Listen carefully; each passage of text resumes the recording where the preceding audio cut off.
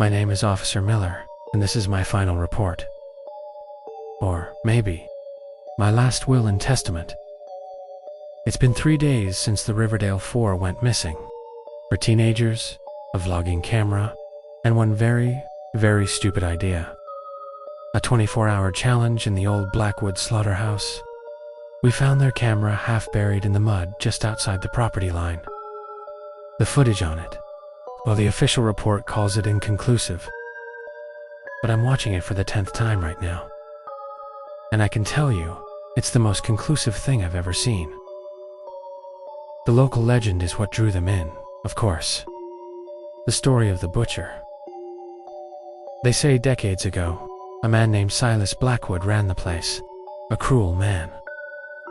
A drunk who would abuse his family every time he got the chance. But he was best friends with the sheriff, so he'd never do anything about it. Well, townsfolk got word of it and they decided to give him a taste of his own medicine. When it caught fire one night, he was trapped inside. They never found his body. Now, they say his spirit still walks the halls. Wearing the same blood-soaked apron, carrying a heavy meat hook and a long, rattling chain. The kids in the video laughed about it. They made jokes, dared the ghost to show up.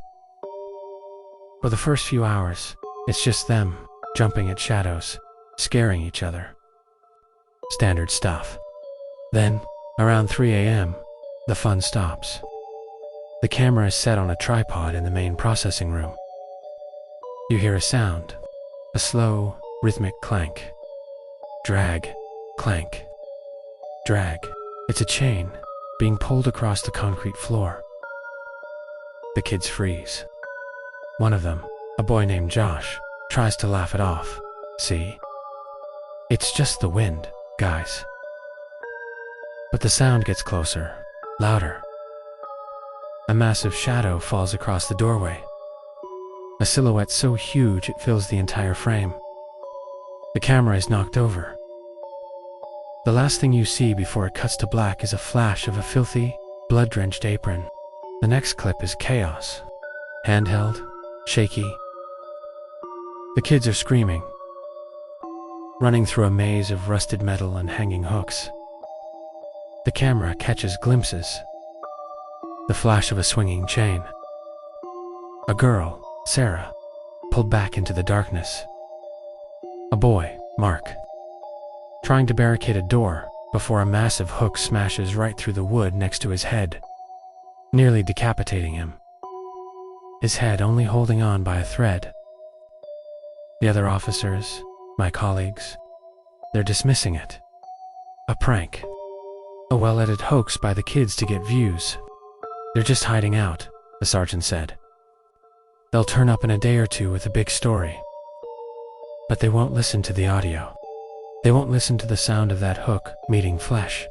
They won't acknowledge the final, terrifying image caught in the last few seconds of footage.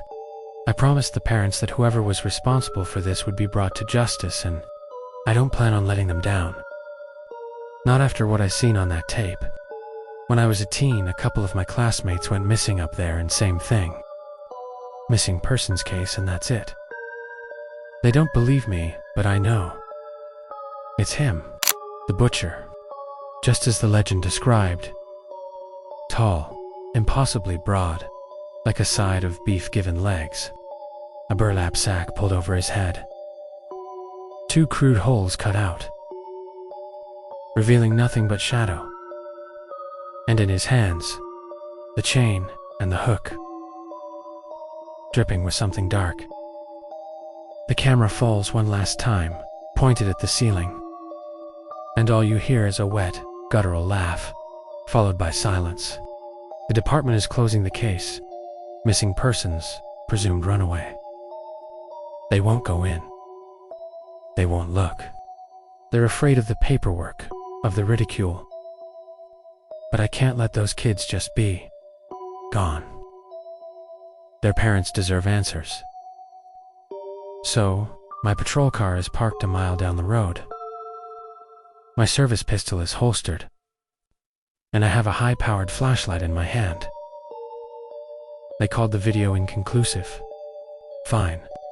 I'm going into the Blackwood slaughterhouse myself. I'm going to find the bodies. I'm going to get conclusive proof. One way or another. Wish me luck. Miller, out. When I was a kid, I had this friend. His name was Mr. Happyface. He wasn't like the other kids' imaginary friends. He was different. For one, he lived in my closet. I tried to tell my dad about him once. I was maybe 6 or 7.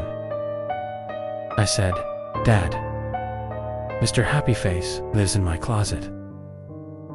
My dad just ruffled my hair and chuckled. "Sure he does, champ." He never believed me. Nobody did. Mr. Happyface was, well, he was terrifying to look at, but he was my friend. He was impossibly tall, so tall his head would almost scrape the ceiling, all gaunt and skinny like a tree in winter. His limbs were like stretched out twigs. But the worst part, the part that still haunts my dreams, was his face. He wore this mask, this old, decrepit, yellowing plastic thing with a smiley face painted on it. The paint was chipped, and one of the black dot eyes was slightly bigger than the other, giving it this lopsided, manic look. He had this thing he did. He'd draw faces around the house. If I played with him, if I paid attention to him, happy little smiley faces would appear. A perfect circle with 2 dots and a curve, drawn in crayon on the hallway wall, or etched into the frost on the kitchen window. My parents would get so mad. "Did you do this?" my mom would demand, pointing at a smiley face drawn on her lipstick on the bathroom mirror. I'd shake my head, tears in my eyes, and whisper, "It was Mr. Happyface. He's happy today." Of course, that just meant I got grounded. But when I ignored him, that's when the sad faces appeared. Big, downturned mouths scrawled in what looked like charcoal on the living room wallpaper. A sad face scratched into the paint of my dad's new car. Each one felt like a threat, a warning. The punishments got worse. My parents thought I was a problem child, destructive, a liar. They never understood that I was just trying to keep the peace. I was trying to keep Mr. Happyface happy. As I got older, I started to have real friends. I'd go to sleepovers, play sports after school. I didn't have time to sit in my room and talk to the thing in my closet anymore. I grew up. The drawings stopped. I convinced myself he was just a figment of my imagination, a way for my young mind to cope with, I don't know what. Loneliness, maybe. By the time I was a teenager, I'd almost forgotten about him entirely.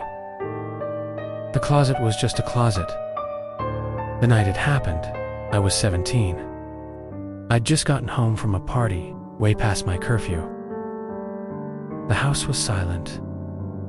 Too silent. I walked into the kitchen and saw it.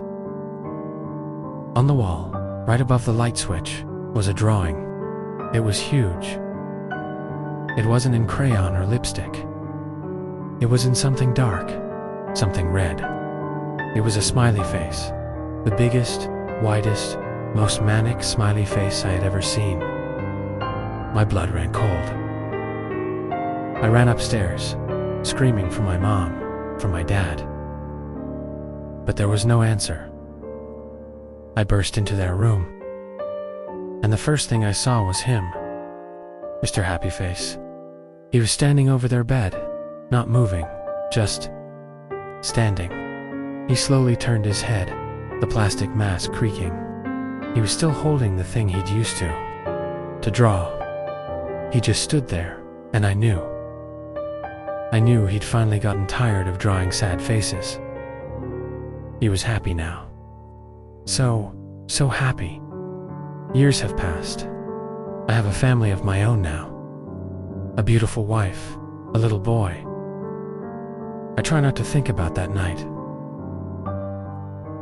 I try to pretend it was all a horrible nightmare, that some random monster broke in. but I know the truth. The other day, my son Leo came into the kitchen while I was making breakfast. He's 6. He was holding one of his drawings. He tugged at my shirt. "Daddy?" he said, his voice so small and innocent. "Look what I drew." I knelt down and looked at the paper. It was a picture of our family. Me, my wife, and him. But there was someone else in the picture, too. A very, very tall, skinny figure standing behind him. It had a round, white face with a giant, painted-on smile. "That's a great drawing, buddy," I said, my voice shaking. "Who's that tall person?" Leo beamed up at me. "That's my new friend. He lives in my closet. His name? Mr. Happy Face." I told him I didn't think it was funny, thinking my wife had put him up to the trick, trying to give me a scare. So I told him to never ever say that name again, or there would be repercussions. Now, a week later, my wife is missing, and with the amount of blood that was found there, ruling it a homicide. And they're saying I am the #1 suspect. But he did it just yesterday when I woke up to get Leah ready for school. There was a sad face drawn on my wife's pillow, and I don't need forensics to tell me what was used to draw it.